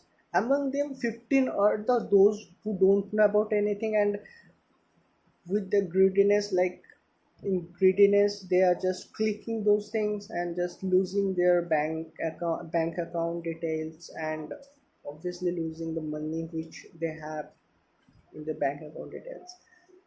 So I would like to end this talk before uh, I would like to just suggest one thing here. Think before you click anything. Think before you click anything. And thank you. That's my time. Thank you for being a great audience. Thank you very much. Next speaker, who is Gautam Krishnan, an ethical hacker, a cybersecurity evangelist, a privacy evangelist. Moreover, he is being branded by Microsoft. Welcome, Gautam Krishnan.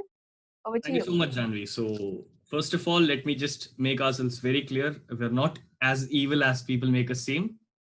And Mr. Santosh, that was a great speech, but let me again remind you, we guys are not evil. Yeah. So, yes, guys. So today I'll be speaking on the topic privacy. And almost Mr. Santosh has summed up everything I wanted to say on social engineering. And I would like to again enforce that one of the main aspects of the cyber chain is the human aspect, right? So everybody thinks, and generally we get a lot of messages, please hack my girlfriend's Facebook account, please hack this Facebook account, that Facebook account, Instagram account, etc. and etc. But guys, that doesn't happen, right? So humans are a very essential aspect of cyber chain. And before we just move into the topic, let's just see some hands on how many of you guys use Instagram and Facebook. Can you guys raise your hands? Great. Okay, I'm used to see only a few people use and others don't. Anyway, that's good on you. And how many of you guys have done the recent dares which come up on Instagram? Okay, we see more hands. Great. And guys, how many of you can think that you guys are secure over the internet? How many of you guys think that? Okay, so Yashwant thinks he's secure over the internet. Good for you, Yashwant. Let's just unveil what happens over the internet and why is privacy a very important issue. So before we get into why privacy is a very important issue, let's get into what privacy is. And I go to talk to students over colleges, and one of the most common conversations when I make with them, they say, I have nothing to hide. Why should I worry about privacy? And that is the most absurd argument you can ever make. And every time this happens, the only one thing I do is I write my email ID in a paper and give it to them and just ask to email their password when I get back home. And I bet you, I've been doing this for the past 4 years and I have not yet got a single email, and I check my mail every day. So why is privacy so important? Privacy is not, hiding something from people. Privacy is owning your thing. Privacy is like showing people what they ought to show. Privacy is thing. It is not something you hide. It is what you choose to show. It is a normal human behavior that you are very succumb and cautious when somebody is watching you. That is not the thing. You gain control over your digital life. You only give out the details that you ought to give out. As my previous speakers already talked about that. There is a digital footprint which you leave behind. And again, I'm not making it dangerous. That's not dangerous. That's what everyone does. We use Instagram, we use Facebook. I'm sure everybody of you must be aware of the Cambridge Analytica hack which happened a few years ago. Did you know that every user over Facebook and Instagram has an average of 5,000 data points? Exactly, guys.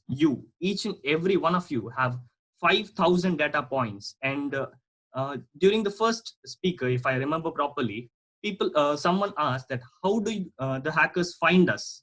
How do the hackers, target us? So just getting into this briefly, every speaker has every person has around 5,000 data points on them. And these people are divided into two categories, the persuadables and the non-persuadables. And people generally reach out to the persuadables, right? So what is your digital footprint? Each and everything that you do on the internet gets logged. Everything is visible to people. You are not anonymous. And if everybody has certain details about you, as Mr. Santhosh said, it is very, very easy to impersonate you on the internet. Just for example, take that if you guys have never seen me, you guys don't know me. What if someone else with my name and my credentials gets into this webinar and claims to be Gautam? Right, that is very well possible. But what if that happens? Nobody of you can figure out if this is the real Gautam or thing. Same example. If I have enough details about you guys, I can impersonate you very easily. So let me just pull out somebody here and let me just ask, how many of you guys use private Wi-Fi networks? You go to a railway station. I'm pretty sure every railway station has a Wi-Fi network today. How many of you guys use Wi-Fi from outside? Nobody? Oh wow, that's great. We have a very pretty, okay, Planotech events use this. I guess that's Zanush.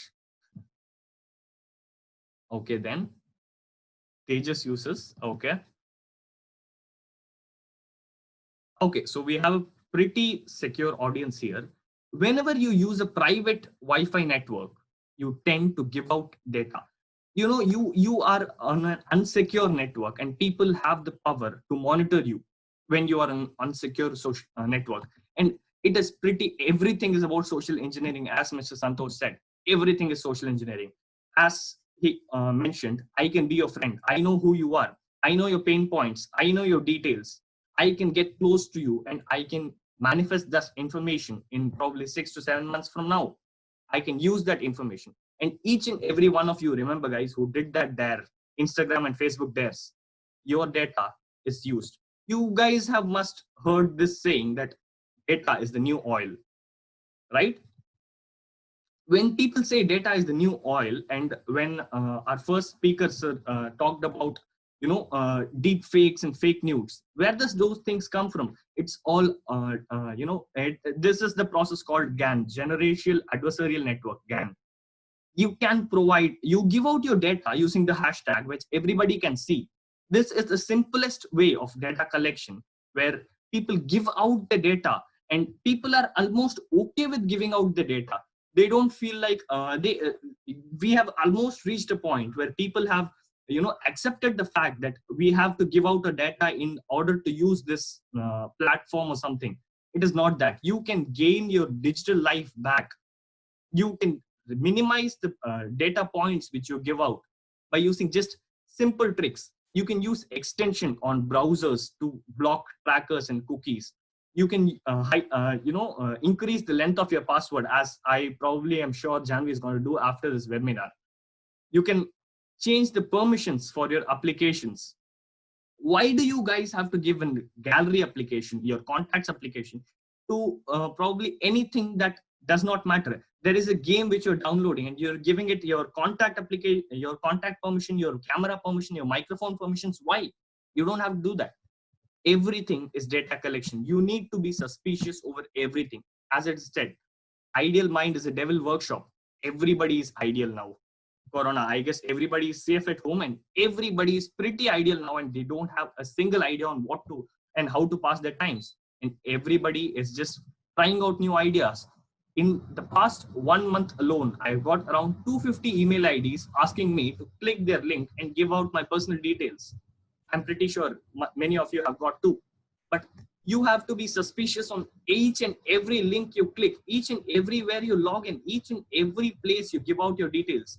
And you have to be pretty secure if Mr. Santhosh Tuppad is there. Sorry, sir. And yes, so you have to use two-factor authentication. Is a pretty secure thing. If you are out there on the internet, anybody can mask anyone. You think you guys are secure over the internet, but you have no idea how things are going out, how things are going to unveil. And as sir said, हर एक friend तो जरूरी पक्का होता है, लेकिन ये नहीं पता कि कौन सच्चा होता है. So have your chosen list, be secure over the internet, and how to prevent it. One of the common things we see every day is everybody uses the same email ID password for all the accounts. You might have the same email ID and password for Facebook, Instagram, your college, and the company you're applying for. You leave a digital footprint on whatever you do. Use fake email IDs, use bogus email IDs, or rather spam email IDs for the places which you just want to serve. For example, gaming networks, anything, just use an email ID that is not very relevant, and use a professional email ID to keep your digital tracks clean. Share as much as minimum information as possible. That will be the best thing. You don't have to give out your photos and details, and you don't have to post every time you're sad, guys. As you know, millennials and as this generation, we ought to do that a lot.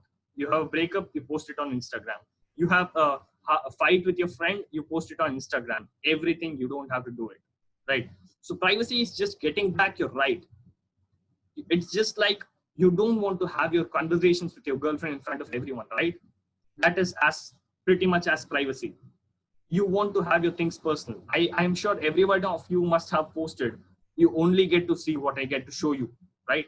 There is this very famous quote on social media which is going viral. You only get to know us as much as I'm willing to show you. It is pretty much the same with privacy. Get back your private right. So the more personal information you give out, it's more easier to impersonate you. And not a genius is required to impersonate you over the internet. I can be anyone I want, and so can you. So in general, there are two types of organizations in all over the world. Ones who have been hacked and ones who are pretty not sure of, not yet have figured out that they're hacked, but everything is hackable. And one of the most important aspects of cybersecurity is the human chain. You are guys are very important. It does not happen in a second or with a click. No, it requires social engineering. It requires privilege escalation. It requires you getting into the application so that you can exploit the system. And how does that happen? With a click of a malicious link, with downloading malicious applications, and you have to be secure over that part. So I'm sure I'm not going to pull it too long. I'm going to keep it short. But after Snowden's leaks, there have been a great deal of privacy things which have gone to the GDPR law, etc. and etc. There have been a lot of things to get back your privacy. It is just as much as information as you give out, the people tend to know. When you're born in this world, nobody knows about you. And when you tend to grow up, you create an image for yourself, which is shown out. The same is the thing with internet. When you step into the internet the first time, there is no information about you. It is you who choose to give out whatever the information that is needed for the people out there to know about you. So guys, I'll go for questions here, if any. Yes, it was a nice lesson, and definitely I change my passwords and everything after this session. I bet you'll do. Okay, so the first question for you is, how do we protect ourselves from this, like hacking and everything, if at all we can? Yes, we definitely can. It is a bit absurd to say that we can protect ourselves, but we can definitely minimize the amount we get hacked by giving out proper information. I do not have to give out my name, age, email ID, phone number, etc. and etc. details on all social media platforms. I know pretty well to and people call stalking. Even if I stalk, I have to stalk with a bogus email ID and a bogus account. But we are investigators. We are cyber investigators. We are not stalkers, right? So give out as much less information as possible in order to gain back your privacy and stay secure over the internet. Yes, you definitely can stay secure over the internet by giving out the least amount of information you ought to give. Okay, so there is a next question for you. That this is ongoing era, and there is a high demand for ethical hackers nowadays. So what's your opinion for that? Is it necessary? Yes, definitely. No, security is one of the prominent parts of anything. We are moving towards a digital era where everything is going to be digitalized. Your Google payments are digitalized. Your nowadays even your colleges are digitalized. Everything is over the Zoom meeting. You need security people to be there. And as much as you guys get educated into security, it is good for you and your society around you. Yes, getting into security is not easy. It can be challenging in many ways.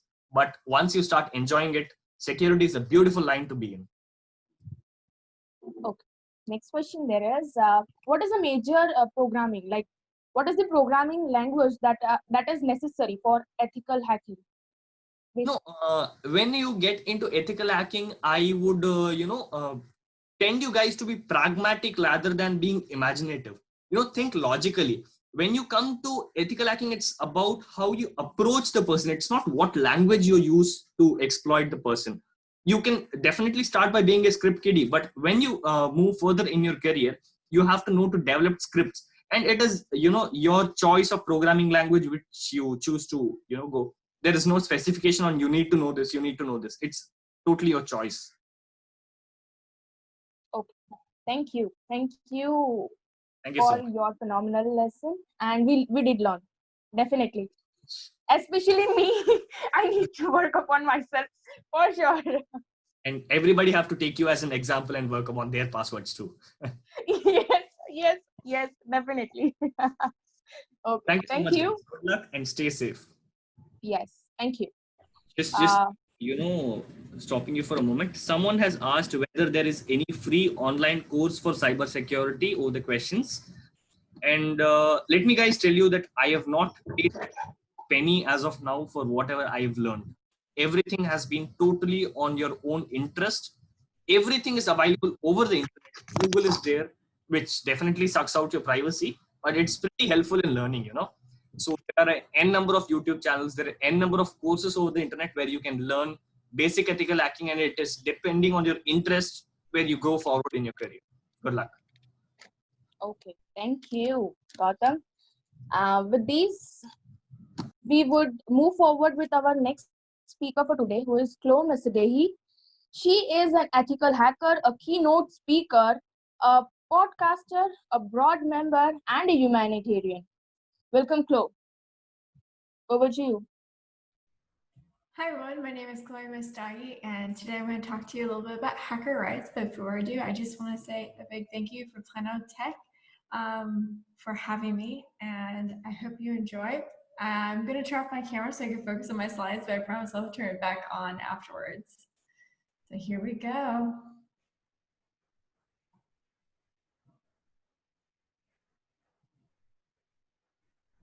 All right, let's begin. So we're going to talk about hacker rights. I'm going to give you, it's probably going to be about 10-15 minutes long, and I hope you enjoy it. My name, once again, is Chloé Messdaghi. I'm the VP of Strategy over at Point3 Security. And when I'm not doing that, I'm an ethical hacker advocate. What does that mean? That means I believe in rights for ethical hackers, and I'll do whatever it takes to make sure that they get their rights. But I also, it's always asking the question, how can I make this better? And that means in particular the community of the hackers. When I'm not doing that, I'm also the president and co-founder of WOSEC, which is known as Women of Security. I'm also the founder of Women Hackers, which is basically a virtual place where non-binary women hackers that hack at all levels get to meet up, and we get to do some fun workshops and connect with one another. I'm also a podcaster for ITSP Magazine's The Uncommon Journey with Phil Wiley and Alyssa Miller. And lastly, I'm also the organizer for the Hacker Book Club, which meets every Tuesday at 5 p.m. Pacific time, where we basically read books written by hackers, and then we review it all together in the community. All right, let's keep going, shall we? So what we're going to cover today in the main agenda is the background. What is the situation right now? Then we're going to dive a little bit about how can we influence the public. That means not too many public are aware of basically hackers, and we want to change that perception because it's definitely impacting getting rights for hackers. So we're going to also have to talk about the role that the media plays, which means, you know, press and marketing. Also the role that organizations play, legislation, and then lastly, what are some next steps that we can do? So when you see a hacker, when you think of a hacker, you usually see this hooded figure like this. And then sometimes we'll get the image of this guy who has a ski mask on, and which is always very interesting to see, because now these days we totally cover our camera, but also just think of you're trying to focus really, really hard and you want to get something done and you're wearing something over your face. Can you imagine how itchy that would be? Like, that's not going to help your concentration. Anyway, but overall general, I like to showcase that hackers come in all shapes and sizes. And overall, hackers wear 3 main hats. But when I say hacker, I'm referring to white hats, the ethical hackers. In general, black hats commit malicious acts and are considered criminals, and we should probably start calling them cyber criminals and not hackers. Gray hats, well, there's too many shades to cover, but in general, there are people who are passionate about technology, finding vulns. As such, it is what made them into a hacker. some of them didn't even know ethical hacking existed, but once discovered, their hat switched changed to a gray to a white shade. But what exactly makes an ethical hacker? Ethical hackers, once again, white hats, are hackers who work to keep data safe from attackers by finding system vulnerabilities that can be mitigated. And also, they're usually employed by a target system's owner and are typically paid, sometimes quite well, for their work. And then there's times where they just say, thank you. The work is not considered illegal because it's done with the system owner's consent. But even though ethical hackers are not malicious actors, they're still being seen and treated as such. And because of this, it reduces the chances of reporting a vulnerability and can cause hackers to go to the dark side because they're seen as the same. So to the left is what we see when we type in criminal hackers, and to the right is ethical hackers. Once again, hoodie and darkness, not too much of the differences. And it's not just the imagery, it's also the language used in the media, such as seen in marketing and press. Let's just say media. So how does this imagery impact us? And by us, I mean the hacker community. Well, it's the mindset set by society, by people in the media that keep us unsafe and prevent hackers do what they do well in. Companies are afraid of hackers and don't want to create vulnerability disclosure policies because of the lack of a bilateral trust amongst hackers and organizations and government. It is one of the reasons why 60% do not report vulnerabilities, and hackers are scared of the outdated laws such as CFA and DMCA. Also, from interviewing black hat hackers, or what we call malicious actors, or cyber criminals, one of the reasons they decided to move away from ethical hacking is the pay and the constant worry of being prosecuted regardless if they did something legal. This is also said similarly by those who switched from being a black hat hacker to an ethical hacker. The reason they switched was the insomnia of being arrested, because there are cases when organizations prosecute ethical hackers regardless if they were within scope. And this is why we need to focus on this. So all around the world, all the current legislation can be found in most countries towards hackers. You will have an anti-hacking law, you will have anti-circumvention law, and you will have acceptable use policy law. Now, I'm going to talk from the US perspective a little bit here, but overall anti-hacking law in the US, we call it CFA, is basically the law that prohibits accessing a computer without authorization or in excess of authorization. Also be used when a researcher goes out of scope, and this is the act usually used to prosecute hacking. Believe it or not, the CFA, the reason why that was formed in the US is because Ronald Reagan watched a movie called War Games, and he freaked out and panicked, and he decided to push for CFA to happen. Now, the anti-circumvention laws, also known as copyright laws, is basically the right to repair. Reverse engineering is seen as a breach of property to some companies. Now, how many of you guys have ever read your terms and conditions for, say, an Apple product? Well, I tried, I got really bored, and I decided to watch a movie instead.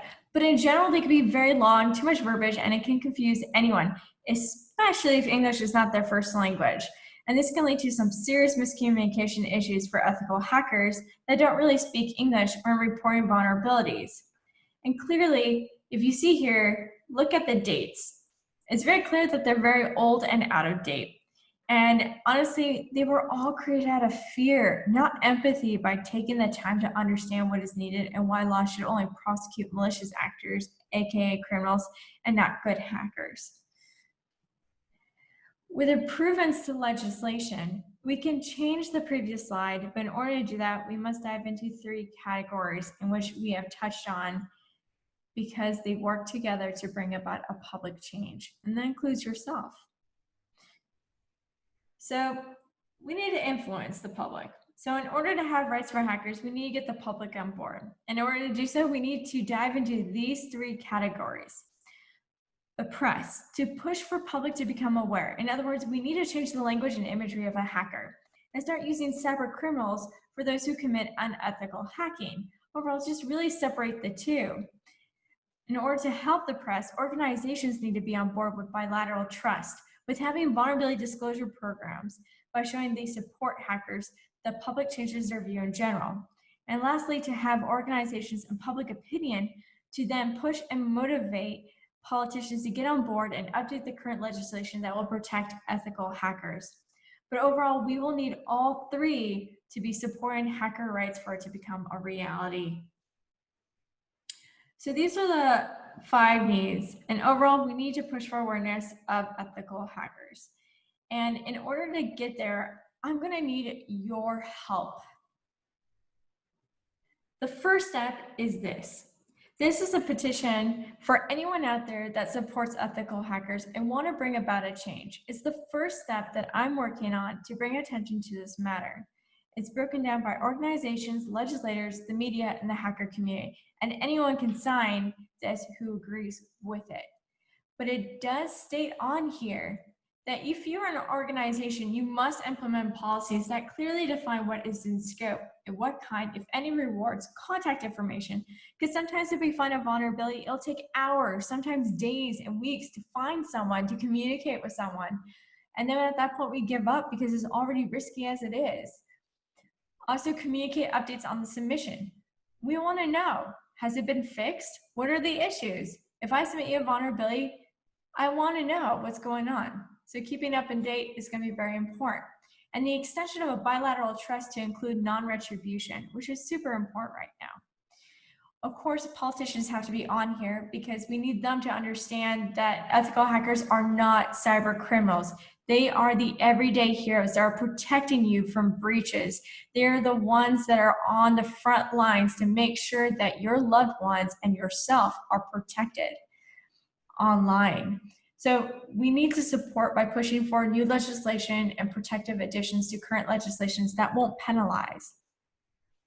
The media also needs to help us by portraying ethical hackers, not as malicious actors, but show us who we really are. And if they are going to talk about malicious acting of hack, just to make sure that they are showing them as cyber criminals and not hackers. And of course, I threw something in there about the hacker community. I always tell them, if you find a vulnerability, try to stay within scope and do not ever exploit, because when that happens, then the trust is broken for the entire community. So this is a petition that we can all sign. No matter who you are, your background, you can sign this and share it with your friends and family and your colleagues. Overall, the main takeaways is we need to push for awareness, and that's pretty much it. But overall, ethical hackers deserve protection and rights because they are protecting us, and they're getting hurt because we're not doing enough to protect them and to do whatever we can to protect them. And we need to stand up. We need to state that the current imagery and language is misleading the public and it's hurting people and their lives. And we need to work together to change the public perception by updating legislation, media, and organizations. And really the first step of going forward with this is signing and sharing this petition, and of course also sharing this talk.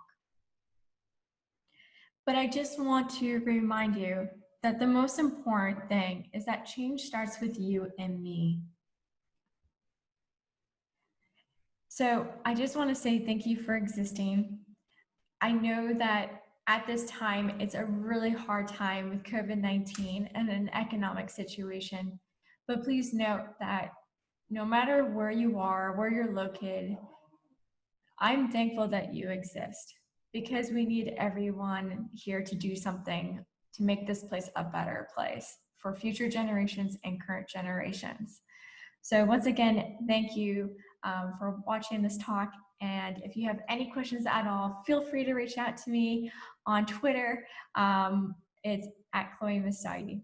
Until then, please stay safe and do take care. Thank you, everyone. With these, I would like to provide thanks to each and every speaker that we had today.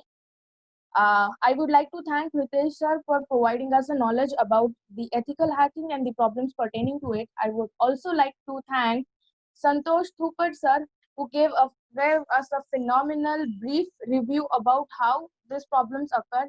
How do we generally tend to share our details very easily for the hackers around there. I would also like to thank Gautam Krishnan sir for teaching us, yes, there are other things that we could do to stop these kinds of hacking procedures, and we could save ourselves from them. I would also like to provide my thanks to Chloé Messdaghi for providing us such a beautiful knowledge about the ethical hacking that we might not know before. I would also like to thank uh, Anshuman Das sir for teaching us the various things that we could learn from them, as well as the other things that a ethical hacker may not have known before. Thank you, everyone. Lastly, but not the least, I would like to thank Planetech Media House for providing us such a platform where we could meet such a phenomenal and renowned ethical hackers and cybersecurity experts. With these, I would like to end up today's seminar for now. Thank you, everyone. Have a great day.